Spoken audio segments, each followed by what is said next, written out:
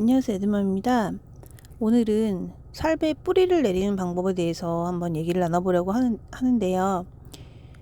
저는 이제 결혼을 하고 아이가 이제 조금 크면서 이제 제가 원래 살던 곳에서부터 좀 이사를 온 케이스예요.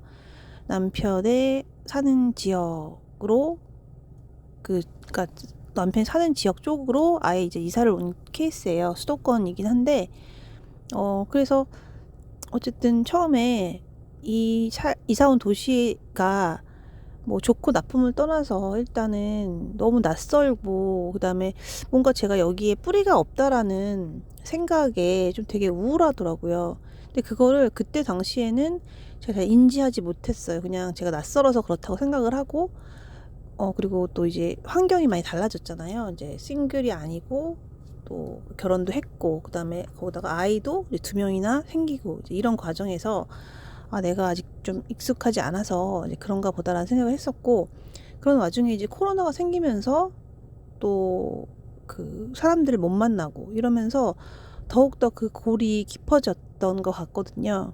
그래서 뭐 우울증이라고까지는 거기까지 오지는 않았는데, 그러니까 좀 되게 삶이 되게 무료하다라는 생각을 많이 했고, 그래서 적응을 좀 못했다고 해야 되나요? 좀 그랬던 시기가 좀 있었던 것 같아요. 그래서 제가 왜 그랬을까, 그리고 어떻게 극복할까에 대해서 굉장히 고민을 많이 했었거든요. 그래서 여러 가지 방법을 했었고, 노력도 했었는데, 이게 잘 안 되는 거예요. 그래서, 요즘에 다시 곰곰이 생각을 해보고, 노력을 해보고, 해본 결과, 제가 생각보다 그렇게 열심히 살지 않았구나라는 생각에 이르게 되었어요. 열심히 살지 않았다는 건 뭐냐면, 뭐 열심히 사는 방법에는 여러 가지가 있잖아요. 뭐 내가 시간을 낭비하지 않고 사는 거, 아니면 내가 루틴을 꾸준히 지키는 거, 아니면 내가 생각을 정말 많이 해서 어 정말 뭐 인사이트를 얻을 수 있는 생각을 매일매일 해서 그것을 나눠줄 수 있는 역량을 만드는 거, 또 내지는 뭐 내가 가족을 위해서 뭐 여러 가지 내가 할 수 있는 활동들, 뭐 요리라든지 뭐 기도가 될 수도 있겠고, 뭐 집안을 좀 안정되게 잘 이렇게 정리를 해 놓는다든지, 뭐 여러 가지, 그러니까 남을 위해 봉사를 할 수도 있겠고요. 그런 방법이 있는데, 저는 사실 여러 가지 방법들 중에서, 그러니까 제가 독서를 하거나 뭐 운동을 하거나, 그다음에 이제 뭐 아이들 자녀 교육에 대해서 좀 신경을 더 많이 써서 정리를 해 놓거나 이제 이랬을 때 좀 충족이 되는 편이거든요.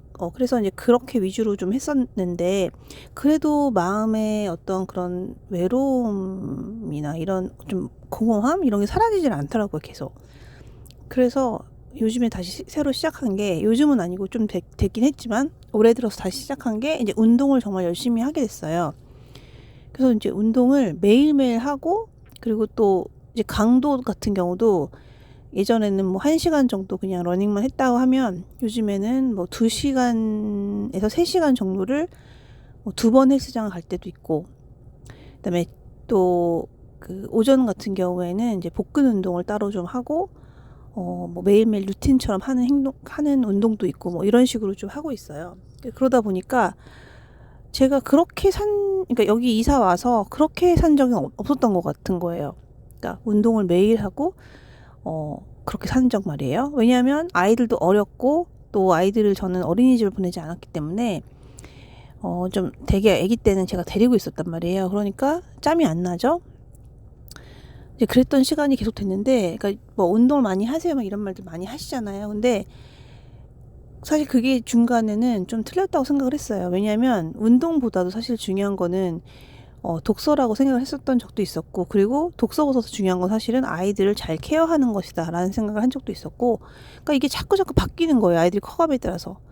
그리고 어떻게 보면은 그 독서를 하고 억지로 뭘 하는 것보다는 내가 생각을 하고, 그 다음에 하루하루 루틴을 잘 지키고 이런 게 중요한 것이다 라고 또 생각을 했다가, 이게 자꾸 이렇게 순환되면서 바뀌는 거예요. 그러면서 제대로 저에 대한 자존감은 올라가지 않고, 그 다음에 뭐 다이어트나 이런 것도 잘 되지 않고, 이랬던 것이 반복이 되고 있었는데, 이제 운동을 제가 진짜 본격적으로 다시 열심히 진짜 하면서는, 이게 마음이 단단해지는 거를 참 많이 느껴요.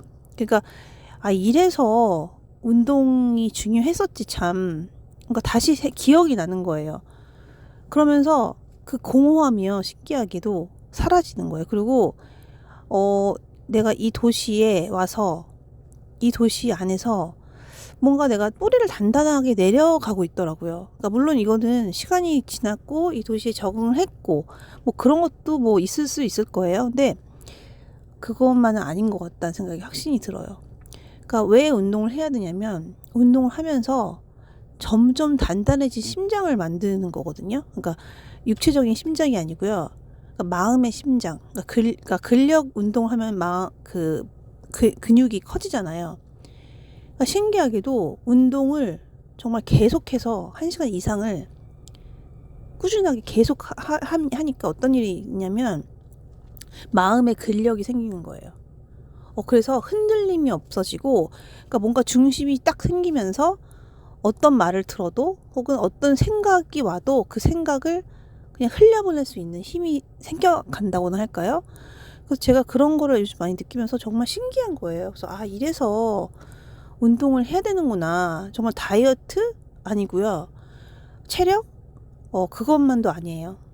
이거는 정말 마음의 근력을 만드는 거에 운동만큼 큰 것은 없다라는 제가 정말 확신을 가지게 되었어요. 그래서 저는 앞으로도 그러니까 다이어트나 뭐 이런 것도 중요하죠. 체력도 당연히 길러야 돼요. 근데 운동을 해야 하는 이유는 마음의 근력을 김주환 교수님도 말씀 많이 하시잖아요. 그러니까 그 근력을 키우기 위해서 정말 엄마들은 운동을 해야 된다고 생각을 합니다. 그리고 운동도 1시간씩 말고요. 2-3시간씩 처음에는 그 근력을 만들기 위해 꾸준하게 계속 펌프질을 하셔야 돼요.